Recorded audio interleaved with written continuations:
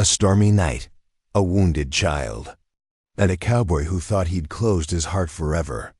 But when a stranger collapses at his door, he's faced with a decision that will change everything.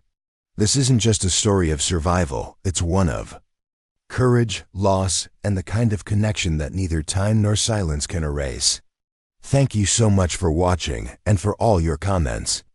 Let me know at the end if you liked this story, and where you're watching from, and why you're following.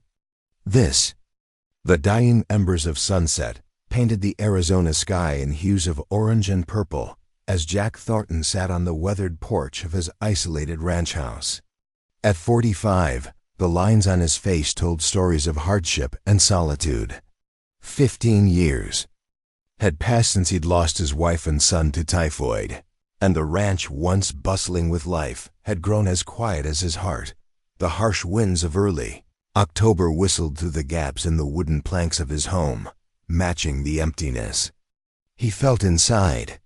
His nearest neighbor was 5 miles away, and Jack preferred it that way. The cattle, his loyal border collie Max, and occasional supply runs to the small town of Willow Creek, 20 miles east, were all the company he needed, or so he told himself. That evening, as he sipped whiskey from a chipped glass, the distant sound of thunder rolled across the desert plains. Rain was coming, a rare blessing in these parts. Jack stood up, his joints creaking in protest, and surveyed the darkening landscape. Something moved on the horizon, a small figure stumbling toward the ranch. What in tarnation? He muttered, reaching for the rifle that was never far from his side. The figure drew closer, moving in an unsteady zigzag. Through his squinted eyes, Jack made out what appeared to be a child. The border collie barked once, then whined, sensing something wasn't right. Jack set his rifle down and stepped off the porch just as the first heavy raindrops began to fall. The figure, a young girl no more than 12, collapsed 30 yards from his door. Jack ran, his boots kicking up dust that quickly turned to mud under the intensifying rain. When he reached her, his breath caught in his throat. She was Native American, her clothes torn and soaked with both rain and blood. A deep gash ran across her left shoulder, and her right ankle was swollen to twice its normal size. "Hey there," he said softly, kneeling beside her. The girl's eyes fluttered open, dark with fear and pain. She tried to scramble away, but weakness and injury kept her grounded. "I ain't gonna hurt you," Jack said, raising his palms to show he meant no harm. "You're hurt bad. Let me help." The girl's eyes darted around wildly before settling back on his face. She spoke a few words in Apache, which Jack didn't understand, then switched to broken English. "They coming. Bad men." Jack scanned the horizon, seeing nothing but rain and darkness. "Who's coming?" But the girl had slipped into unconsciousness. With gentle hands, Jack lifted her small frame. She weighed almost nothing, and up close, he could see the signs of malnutrition on her thin face. Something protective stirred in him, a feeling so long dormant he barely recognized it.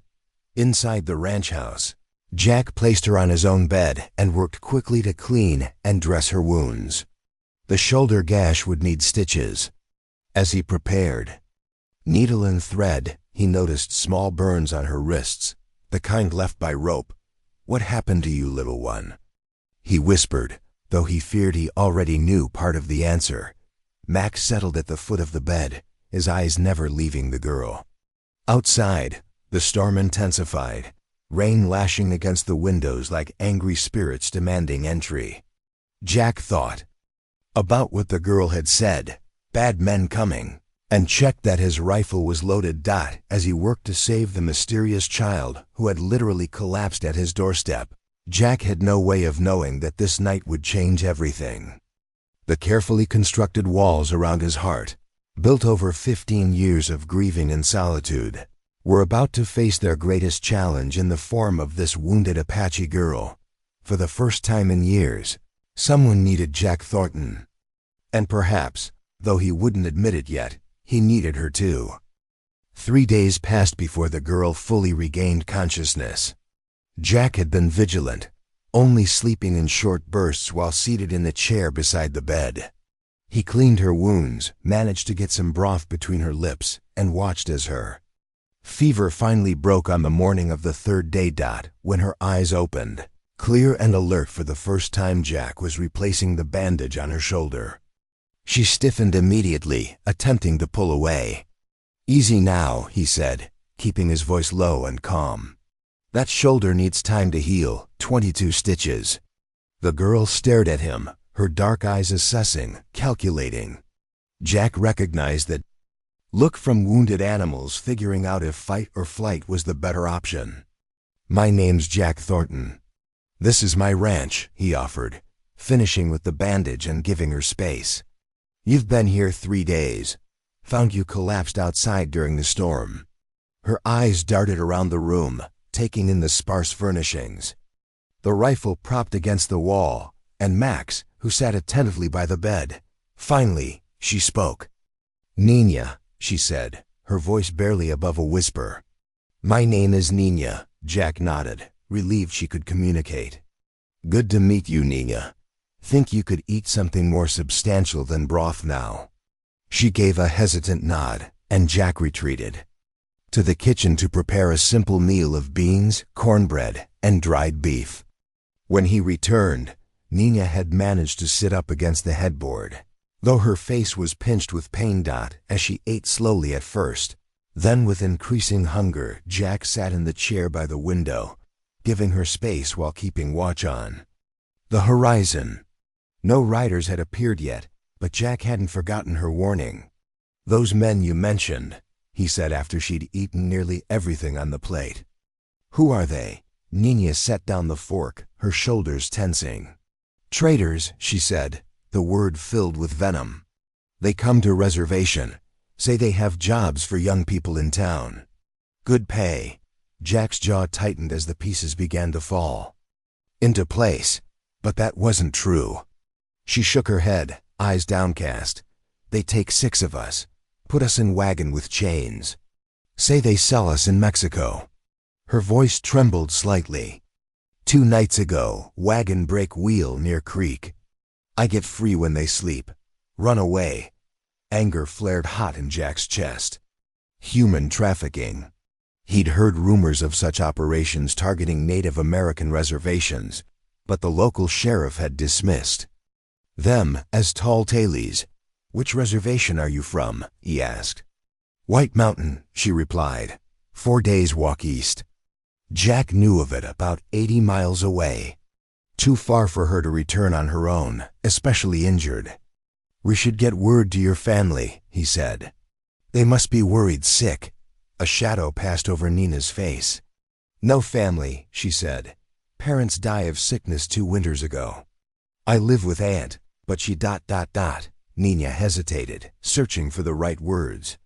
"She drink too much, sometimes forget I am there." The familiar ache of loss resonated within Jack. He recognized in her eyes the same hollowness he'd carried since losing his family. "Well," he said after a moment, "you can stay here until you're healed up. Then we'll figure something out." That afternoon, Jack rode into Willow Creek for supplies and to alert the sheriff about the traffickers. Sheriff Mills listened to Jack's account with skepticism etched on his weathered face. "You sure this ain't just some runaway making up tales, Thornton?" the sheriff asked, leaning back in his chair. "Indians are known for their stories." Jack's expression hardened. The rope burns on her wrists and the knife wound in her shoulder. "Ain't stories, Mills. There are men out there selling children, and they're probably still looking for her." The sheriff sighed, standing up. "I'll send telegrams to the territorial marshals and put a deputy on patrol near your place. But I can't spare more men on what might be a wild goose chase." It wasn't enough, but it was something. Jack purchased medical supplies, food, and as an afterthought, a simple dress and pair of shoes that might fit Nina. The general store owner's wife raised an eyebrow at this, but Jack ignored her curious gaze. When he returned to the ranch, he found Nina sitting on the porch, wrapped in a blanket, with Max faithfully at her side. Despite her injuries, she had managed to sweep the floor and wash the breakfast dishes. The simple acts of contribution spoke volumes about her character. That night, as a cool breeze stirred the curtains, Jack taught Nina how to play checkers. Her quick mind grasped the strategies rapidly, and by the third game, she won. The smile that briefly illuminated her face was like sunshine breaking through storm clouds, tentative but transformative. Later, as Nina slept in his bed, Jack had made himself a pallet in the main room. He stood watch by the window, rifle across his lap. Out in the darkness, coyotes called to one another, lonesome, haunting sounds that matched his thoughts.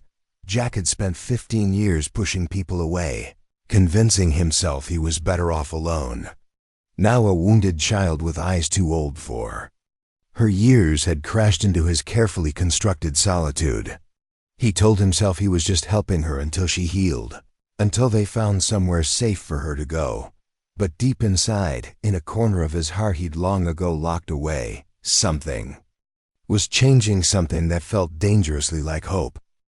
A week turned into 2, and Nina's physical wounds began to heal faster than Jack had expected. Her resilience reminded him of desert plants, tough and tenacious, designed to survive in harsh conditions. She still limped from the ankle injury, but each day she moved with greater confidence around the ranch. What healed slower were the invisible wounds. Jack would sometimes wake to the sound of her crying out in her sleep, trapped in nightmares she refused to discuss in daylight. During these moments, he would gently knock on the bedroom door, bringing her a cup of warm milk with honey, sitting silently beside her until the terror receded from her eyes. One morning, Jack found Nina at the corral, watching his horses with longing in her gaze. "You ride?" he asked, coming to stand beside her. "Since I could walk," she replied. "Apache children learn early." Jack considered her healing ankle, then nodded toward a gentle Palomino mare. "That's Sonny, calmest horse I've got. Maybe tomorrow we could take a short ride if your ankle's up to it." The smile that broke across Nina's face was worth more than gold. It was the first time he'd seen real joy transform her features, and it struck him how beautiful the child was when not shrouded in fear or pain. True to his word, the next day, Jack helped Nina mount Sonny. Her face was a picture of concentration as they took a slow circuit around the property, Jack leading the mare on foot.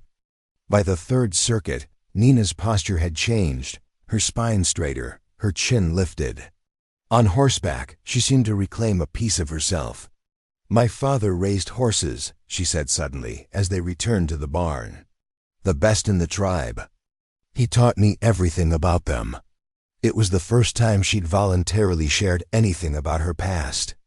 Jack didn't push, just nodded and continued brushing down Sonny, while Nina fed the mare apple slices from her palm. That evening, Sheriff Mills rode up to the ranch, dust clouding around his horse as he dismounted. "Territorial marshals caught 2 of them traffickers yesterday," he announced without preamble. "Found them 30 miles south with 4 Apache children. The bastards confirmed they lost 2 children during their journey, a boy who died from fever and a girl who escaped." Jack felt Nina's presence behind him in the doorway. "What happens now?" he asked. "The children are being returned to White Mountain Reservation," Mills said. "The marshals want to talk to your girl, get her statement about what happened." "She has a name," Jack said, more sharply than he'd intended. "It's Nina." The sheriff raised an eyebrow but nodded. "They'll be here tomorrow afternoon. Thought you should know." He glanced past Jack to where Nina stood. "They'll probably take her back to the reservation with them." After Mills left, an uncomfortable silence settled over the ranch house. Nina moved mechanically through dinner preparations, her earlier joy from horseback riding extinguished. "You don't have to go back if you don't want to," Jack said finally, setting down the coffee pot with more force than necessary. "To your aunt, I mean." Nina looked up, surprise evident in her expression. "Where would I go?" The question hung in the air between them. Jack hadn't thought that far ahead, had been deliberately avoiding thinking about what would happen when Nina was fully healed. "You could stay here," he said, the words tumbling out before he could stop them. "Help with the horses. I could use an extra hand around the place." Hope flickered in her eyes, quickly replaced by doubt. The white authorities would allow this? It was a good question. Jack ran a hand through his graying hair. "I don't rightly know, but we can ask the marshal tomorrow." That night, Jack couldn't sleep. He paced the floor of the main room, wrestling with emotions he'd kept buried for 15 years. The idea of Nina leaving twisted something in his chest. In just 2 weeks, she had become a fixed part of his daily life. Her quiet presence in the house, her growing confidence with the horses, even her nightmares, all of it mattered to him in a way he hadn't allowed anything to matter for a very long time. The next day, 2 U.S. Marshals arrived with an Indian affairs agent. They questioned Nina for over an hour while Jack hovered nearby, ready to intervene if the questioning became too intense. Nina answered with clear, direct responses, her composure remarkable for someone so young. When they finished, Marshal Dawson pulled Jack aside. "The girl's testimony matches the others. It'll help put those men away for good. What happens to her now?" Jack asked, watching as Nina stroked Max's head, her small hand rhythmic against the dog's fur. "She goes back to the reservation," the Indian affairs agent said, joining the conversation. "It's policy. She's a ward of the government." Jack felt his jaw tighten. Her aunt's neglectful. Nina said so herself. The agent shrugged. "Not much we can do about that. The reservations are overcrowded, resources stretched thin." "What if ... quotes Jack cleared his throat. "What if I wanted her to stay here?" Both men looked at him with surprise. "You mean like adoption?" Marshal Dawson asked. "I suppose I do." The Indian affairs agent shook his head. "Nearly impossible. There are regulations against white families taking Indian children. Too much history of forced assimilation."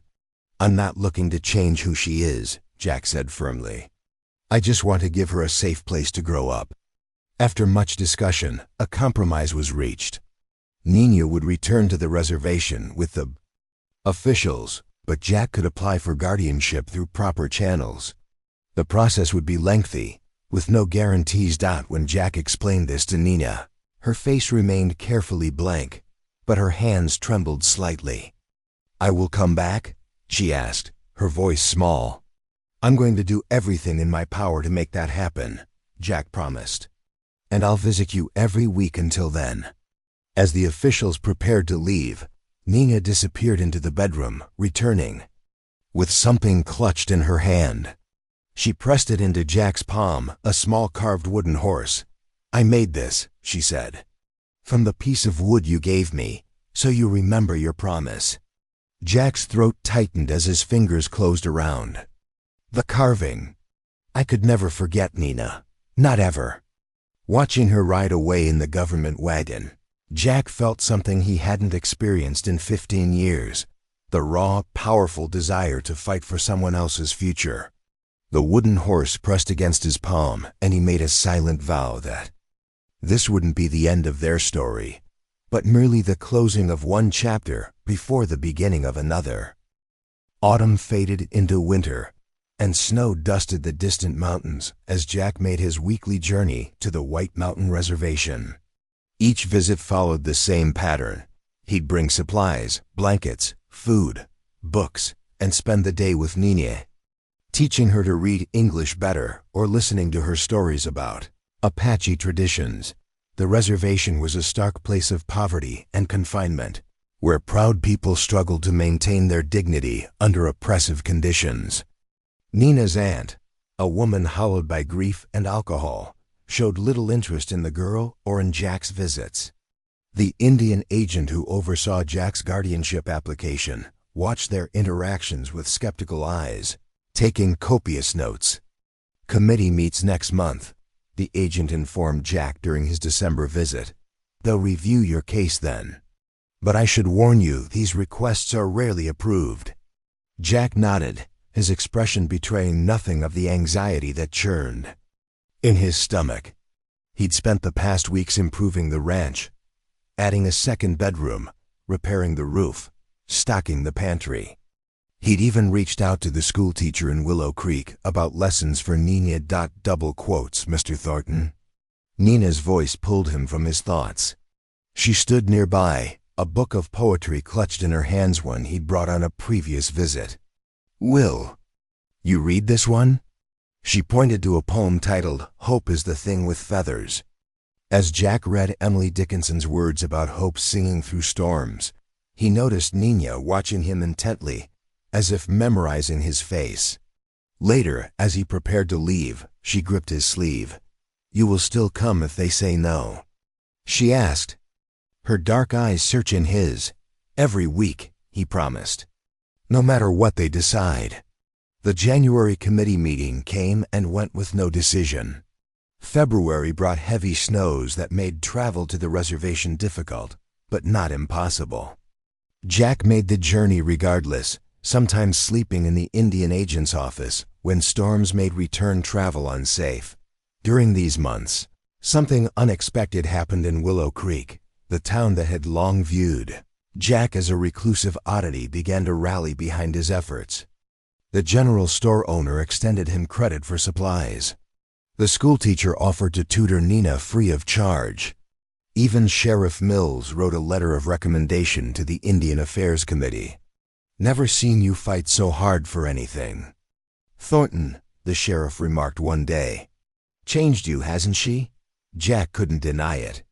The ranch that had been merely a place of exile now felt like a home waiting for its missing piece. He spoke to Nina about spring planting, summer fishing trips, autumn harvests, future plans that might never come to pass, but felt vital to voice nonetheless. In early March, a telegram arrived summoning Jack to a hearing in Phoenix. Nina would be there too, questioned separately by the committee. The night before his departure, Jack sat on his porch, the carved wooden horse in his palm, turning it over and over as he had countless times these past months. What do you think, Max? He asked the border collie at his feet. Think they'll see what I see in her? The dog whined softly, pressing his head against Jack's knee. The hearing room in Phoenix was imposingly formal, dark wood panels, stern-faced officials, and thick ledgers filled with regulations. Jack answered their questions with straightforward honesty. Yes, he lived alone. No, he had no experience raising children. Yes, he understood Nina would need to maintain connections to her Apache heritage. When asked why he wanted guardianship, Jack paused, searching for words adequate to explain the transformation that had occurred in his life. 15 years ago, I lost my family, he began, his voice steady despite the pain of speaking this aloud. I thought that part of my life was over. I built walls around what was left of my heart and convinced myself I was better off alone. He pulled the wooden horse from his pocket. Then this child showed up at my door, wounded in body and spirit, but unbroken. In helping her heal, I started healing too. He looked directly at the committee members. I'm not trying to replace her, Apache family, or erase who she is. I just want to give her what every child deserves: safety, education, and someone who puts her welfare above everything else. The committee deliberated for 3 days. Jack stayed in a modest boarding house, visiting Nina each afternoon at the government facility where she was temporarily housed. They played checkers, read books, and carefully avoided discussing what would happen if the committee said no. On the 3rd day, they were summoned together. Nina's small hand found Jack's as they entered the hearing room, her fingers cold, but grip firm. The head of the committee, a stern woman with silver-streaked hair, addressed them directly. This committee has reviewed all testimonies and documentation in this unusual case, she began. We've considered the precedent such a decision might set, weighed the cultural implications, and evaluated the best interests of the child. She paused, shuffling papers before continuing. Nina has expressed her clear desire to live with Mr. Thornton, Her aunt has signed documents relinquishing any claim. The reservation school reports that Nina's academic progress has been limited due to inconsistent attendance. Jack felt Nina's grip tighten. After careful consideration, this committee has decided to grant Jack Thornton provisional guardianship of Nina Whitefeather for a period of 1 year, after which the arrangement will be re-evaluated. The conditions followed. Nina must attend school regularly, maintain ties to the Apache community through monthly visits to the reservation, and receive quarterly check-ins from an Indian Affairs representative. Jack barely heard the details through the rushing in his ears. They had said yes. The journey home was quiet, both of them processing the reality of what had happened. As the ranch came into view, Nina sat up straighter in the wagon. Home? She asked, the word both statement and question. Home, Jack confirmed. That evening, as Nina settled into her new bedroom, decorated with colorful blankets and a small bookshelf, Jack found her standing by the window, gazing at the stars. My father said stars are the spirits of ancestors, she told him, watching over us. Jack moved to stand beside her. That's a beautiful thought. I think. Nina hesitated, choosing her words carefully. I think your family is there too. Your wife and son. I think they sent me here. The simple statement, delivered with a child's certainty, broke something open in Jack's chest. He knelt beside her, meeting her eyes. Then I'm grateful to them, and to you, he said, his voice rough with emotion, for bringing life back to this old ranch and this old rancher. Nina smiled, not the hesitant smile of their early days, but a full expression of joy that reached her eyes. She placed her hand on Jack's shoulder, a gesture of comfort that belied her years. Outside, the desert wind whispered across the land that would now witness their journey together.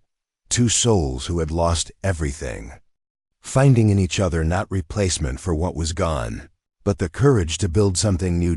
As stars glittered overhead and Mac settled contentedly between them, Jack Thornton recognized the feeling that had been growing in his heart these many months. It wasn't just hope, it was the return of family.